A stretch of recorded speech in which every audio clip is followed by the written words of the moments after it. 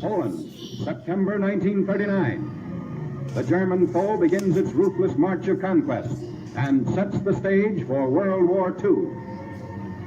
Poland's 34 million inhabitants, crushed, scattered, and enslaved. Tens of thousands of square miles of territory shrink before the movement of lightning-armored columns. Poland and the world learn the meaning of a grim new word, blitzkrieg. Here is shown the initiation of that phase of modern warfare. These pictures of the preparation for attack and later the actual combat were all made by German frontline cameramen. Therefore, they stress Nazi superiority. Success is unimpeded as Hitler's divisions move against outnumbered Polish defenders. Later, on other world battlefronts, the Allies are to destroy the myth of the invincibility of the Nazi armies.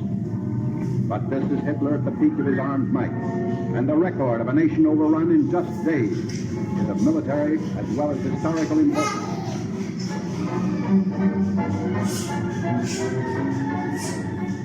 The spark is set off in the free city of Danzig. Nazi secret agents had long plotted the revolt against law and order. Germany called it liberation. The world knew that Danzig represented the ignition of the European powder keg, the excuse for Hitler's hordes to begin their destructive campaign of conquest. Here is the historic last stand of Danzig's loyal defenders. They're entrenched in the city's post office and under repeated fire of Nazi-trained militiamen.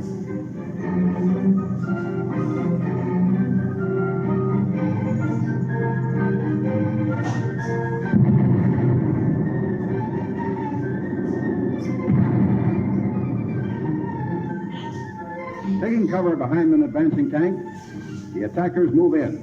Gasoline is sprayed on the building, and its doom is sealed.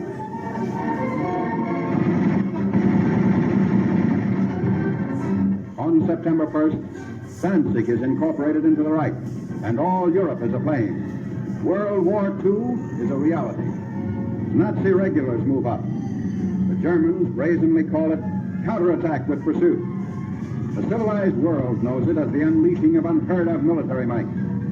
With little to stand in their way, the Nazi divisions roar across the Polish countryside and reveal for the first time the machines and weapons that are to terrorize a freedom-loving people.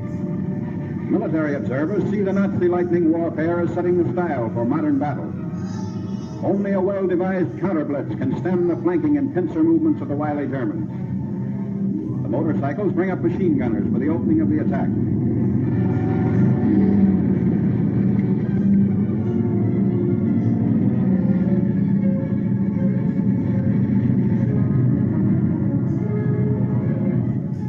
Camouflage is used to best advantage. Rushing up of troops for more blitz attacks. The German strategy is to isolate Polish forces as quickly as possible. So the Nazi columns move according to prearranged schedule. 30 to 37 miles per day is the German plane.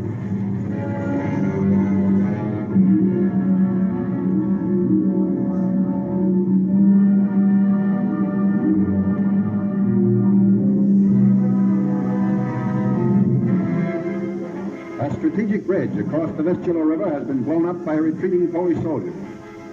But in their haste, they were unable to ensure its complete destruction. The enemy will be delayed, but temporary repair is not impossible for skilled mechanics to accomplish in fast time. As Hitler hurled at the universe.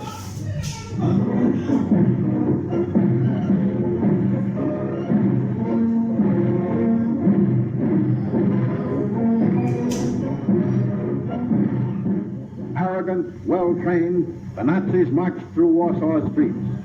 The world was permitted to view this display of military pomp and expected to bow before Germany's might. But the events of years following Poland's setback were to tell another story. The Allies are fighting to prove that these loose-stepping legions are not supermen, that the events of September 1939 shall never happen again.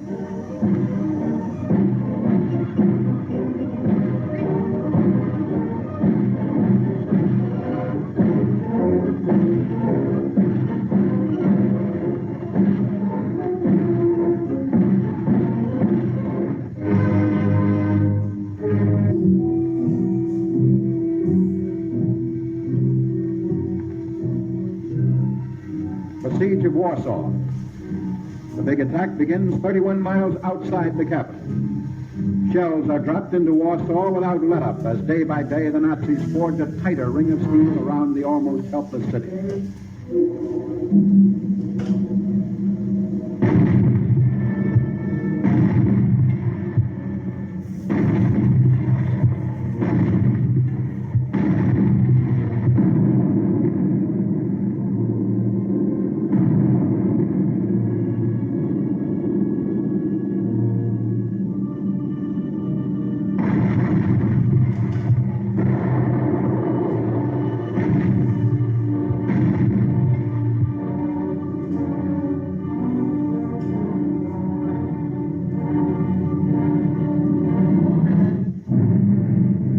Fires in the city send up huge clouds of smoke.